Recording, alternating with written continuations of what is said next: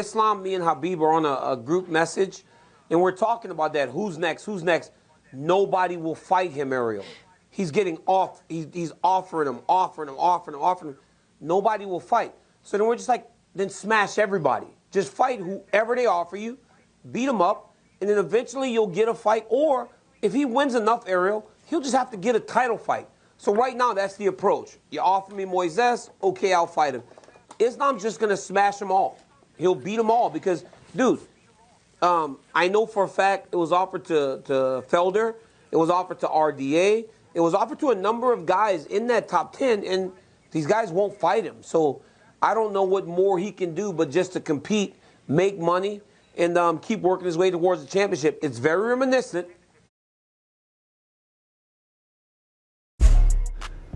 Islam Makhachev is most likely one fight away from breaking into the top 5 of the UFC lightweight division.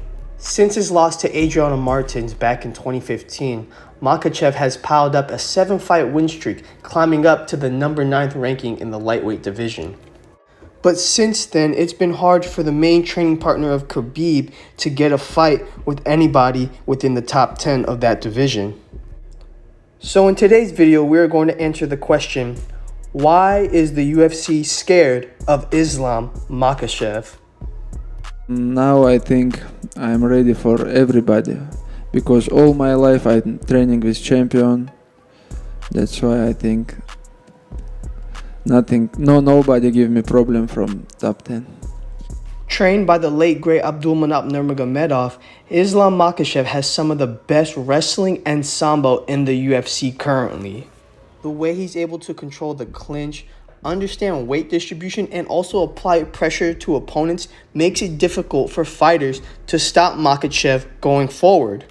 His ability to close the gap quickly makes it hard for fighters to implement their game plan because they're always trying to create distance between them and Islam, and that plays into Islam's game plan, which is to make fighters fight off their back foot. But what makes Islam dangerous? What makes his wrestling more dangerous than anybody else in the division? Well, since Islam has been training sambo since he was a little kid, he has a very great understanding of body and weight distribution, not only from himself, but his opponents. No matter the opponent, he can detect where the weight is coming from the bottom, and apply pressure there, which makes it difficult for anybody to get up. Just look at his last fight against Drew Dober at UFC 259. Dober is a highly underrated fighter and was coming into the fight with a 3-fight winning streak, knocking out all of his opponents. He's also one of the strongest fighters in that division. And Islam dominated him for 15 minutes straight. Drew Dober did not have an answer for the single leg. He did not have an answer for the trips implemented. He did not have an answer for his top control. Drew Dober was just outmatched throughout the entire fight. He could not implement his own game plan. And he talked about it in a podcast, and he said that what Islam does well, he does it phenomenally well. And it's like he's been training since he was a kid, which is the case. Overall, it was a dominant performance by Islam. And that's how Islam's recent fights have been. Just complete and utter domination. One-sided fights where Islam's able to dictate where the fight goes and control every aspect, whether it's the ground game or the stand-up game. Islam dominates. My dream fight's Tony, because we have some deal with him, like a couple years. Now he still like pressure Khabib. He says something like, I don't know, I don't understand this guy, but I wanna just help him retire it. You know, he's old, like his mind is a little bit crazy. That's why I just wanna help him. One of the key things that makes Islam dangerous to these lightweights is that he has an underrated striking game. And in my opinion, his striking game is better than Khabib's. His striking is more polished. His movement is more fluid than Khabib's. His footwork is one of the smoothest coming out of Eagles MMA. And not only that, but he just looks more comfortable on his feet each fight. And he's not scared to keep the fight standing. And when you have such a strong ground game, it opens up so many opportunities on the feet.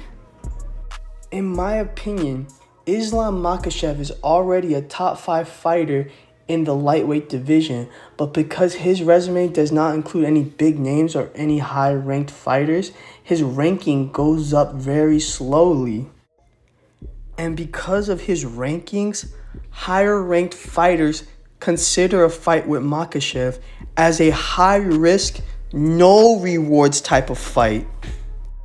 Because if you're a top 5 fighter and you're fighting Islam Makhachev, not only is it a dangerous matchup for you, but you're also fighting someone who barely cracked the top 10. So whether you lose by a close decision or you get stopped, your ranking goes down drastically, which lessens the opportunities for you. And not only that, but you will have just lost to someone who is not as marketable and who has less of a name value, which deteriorates your market value. So the only thing that Islam can do at this point is to keep winning.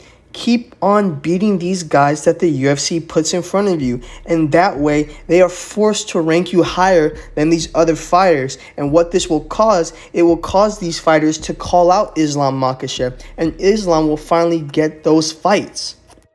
But with that being said, there's no doubt in my mind that by the end of 2021, Islam Makhachev will be in the UFC lightweight title picture. Thanks for watching today's video. I'm Elias with the Split Decision, and I'm out.